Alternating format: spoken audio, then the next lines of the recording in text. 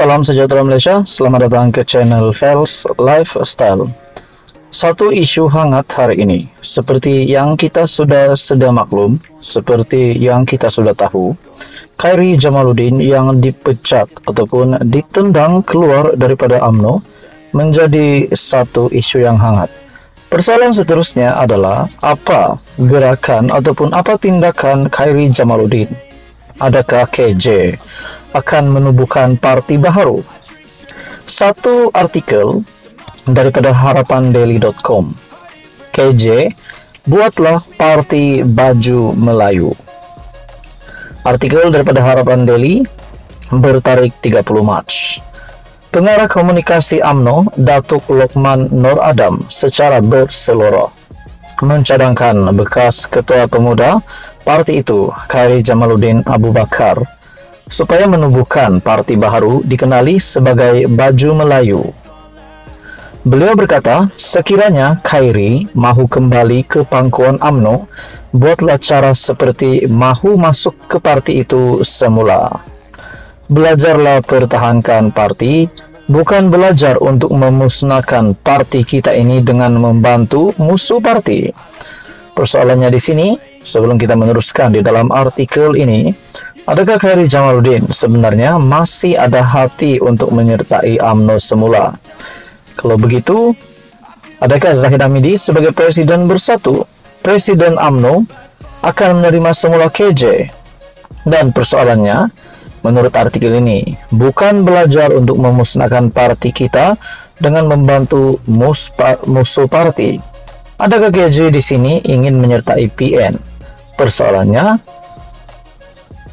tetapi kalau rasa tak nak bersama dengan UMNO, balik, move on. Buatlah parti baru. Kalau tak pun buat parti Baju Melayu, kancing suasa, ajak Syed Saddiq sekali, katanya sambil ketawa dalam video dimuat naik di Facebooknya. Adakah ini juga boleh menjadi kenyataan KJ dan ahli parlimen Muar Syed Saddiq untuk menubuhkan parti baru? Selepas menjadi penyampai radio di sebuah syarikat radio tempatan, Khairy atau lebih dikenali sebagai KJ kini menjadi model untuk sebuah produk minuman tempatan. Malah bekas Menteri Kesehatan berusia 48 tahun itu juga dilihat menjadi model baju Melayu untuk sebuah syarikat pengeluar pakaian raya terkemuka, sehingga menarik perhatian ramai warga maya di media sosial. Sebelum ini, KJ dalam podcast Keluar Sekejap bersama Menteri Dalam Negeri Datuk Seri Saifuddin Nasution membangkitkan persoalan UMNO yang disifatkannya sebagai liability dalam kerajaan perpaduan. Khairy melabelkan UMNO sebagai biawak hidup dalam kerajaan pimpinan Perdana Menteri Datuk Seri Anwar Ibrahim. Meskipun tidak menyebut nama secara khusus, Ahmad Zahid menyifatkan bekas pemimpin UMNO itulah sebenarnya biawak hidup. Saya ingin mengatakan orang yang mengatakan orang lain sebagai biawak hidup, itu dia sendirilah adalah biawak hidup. Tanya diri sendiri sebelum menuding jari kepada pihak lain, ujar Zahid. Rupanya, Presiden UMNO sendiri menggelar KJ sebagai biawak hidup. Apa komentar Anda berkaitan dengan isu ini? Adakah kenyataan daripada KJ ini sedikit sebanyak akan memusnahkan harapan kerajaan perpaduan? Sekiranya apa yang dinyatakan KJ menyifatkan UMNO adalah biawak hidup dalam kerajaan Perdana Menteri. Semua ini menjadi persoalan. Apa komentar Anda? Sekian saja, teruskan bersama di dalam channel ini. Halo semua, salam sejahtera Malaysia. Selamat datang ke channel Fels Lifestyle. Kembali lagi bersama admin dengan satu lagi isu hangat hari ini. Sudah pasti rasuah berleluasa di mana-mana. Kita dapat melihat SPRM semakin giat, semakin agresif melakukan kerjaan mereka. Penangkapan, penahanan, sindiket tumpas, jerung besar ditangkap, ikan bilis ditangkap, dan banyak lagi. Namun saudara-saudara, ini satu lagi isu hangat. Bagi saya ini satu lagi penangkapan jerung besar yang pasti mengejutkan ramai, terutamanya kepimpinan politik. Ini melibatkan kerugian sehingga RM 2 bilion. Ini pasti satu Keputusan yang mendukacitakan kerajaan bagi saya. Namun kita dapat lihat perlahan demi perlahan SPRM menumpaskan sindiket, menangkap Jerung, dan banyak lagi. Saudara-saudara yang amat dihormati, satu artikel saya ambil daripada Syahabuddin Husin. Dahsyat betul 34 penguat kuasa kastam di KLIA.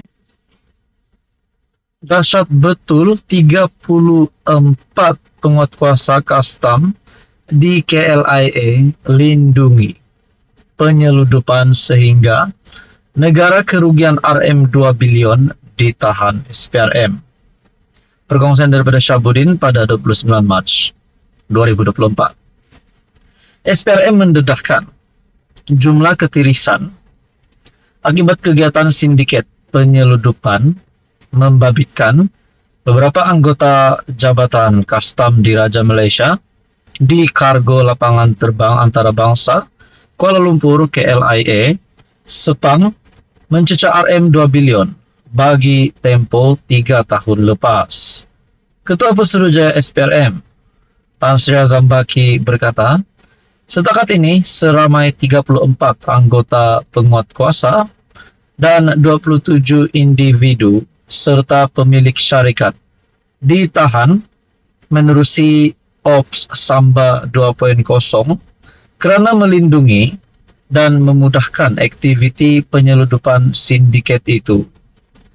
Beliau berkata, anggota dan pegawai penguat kuasa berusia 30 hingga 50 ditahan selepas dipercayai menerima wang rasuah lebih RM 4,7 juta daripada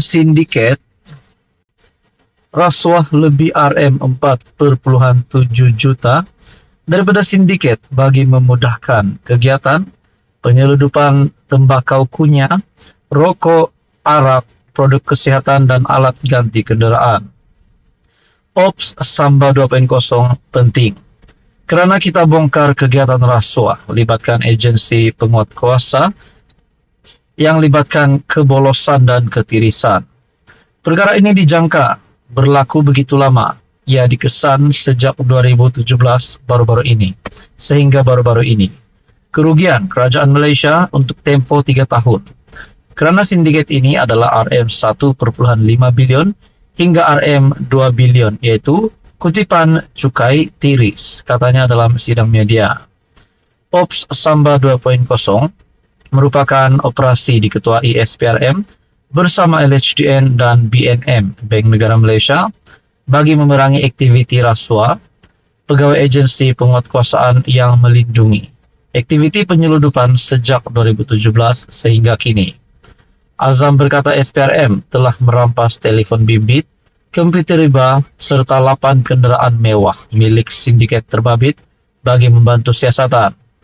Beliau berkata, sejumlah 232 akaun bank milik syarikat dan individu ditahan, termasuk akaun keldai berjumlah lebih RM 17 juta telah dibekukan bagi membantu siasatan. Transaksi rasuah dikesan babitkan 34 penjawat awam ini adalah penyaluran, yaitu masuk akaun pribadi menggunakan keldai akaun. Katanya, menambah proses analisis akaun akan dibuat LHDN, BNM, dan SPRM. Ditanya modus operandi sindiket ini, beliau berkata, sindiket itu menggunakan perkhidmatan forwarding agent sebagai orang tengah bagi pembayaran rasuah kepada penguatkuasa yang bertugas dalam pemeriksaan dan pencegahan. Tonton jawaban bagi saya ini pasti satu lagi, sindiket ataupun aktiviti rasuah yang berjaya ditumpaskan oleh SPRM, dan ketirisan ini pasti mengejutkan ramai. Apa komen Anda? Sekian saja, teruskan bersama di dalam channel ini untuk info yang seterusnya.